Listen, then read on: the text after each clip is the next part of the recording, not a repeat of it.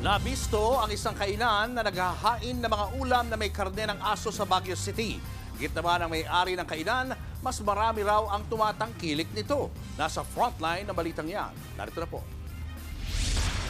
Sa kainang ito sa Dagohoy Street, tumambad sa Task Force Monitoring Inspection Group ng Baguio LGU ang pinag-iiwang karne ng aso. Sa freezer ng kainan, natagpuan ng 3 ulo ng aso, habang sa kusina, meron pang tinaddan na karne at ready to serve sa mga customer. Sa kabuuan, 7 kilo ng karne ng aso ang kinumpiska ng task force. Aminado naman ang may-ari ng kainan na karne ng aso ang kanilang pinang-uulam. Yan ay kahit nasa menu nila ay pawang mga manok, baboy at kambing lang ang nakalagay. Aware ako na bawal. Kailangan mo lang magawa kasi yun ang hinahanap ng gusto. Pero kahit in demand daw ang karne ng aso, marami ang tutol dito.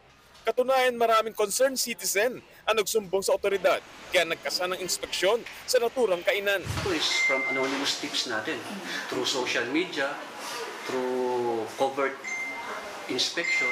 Pag sobra-sobra na po kasi information, mag-a-act na si city. Binigyan muna ng notice of violation ng kainan, pero kapag umulit pa sila, babawiin na ang business permit.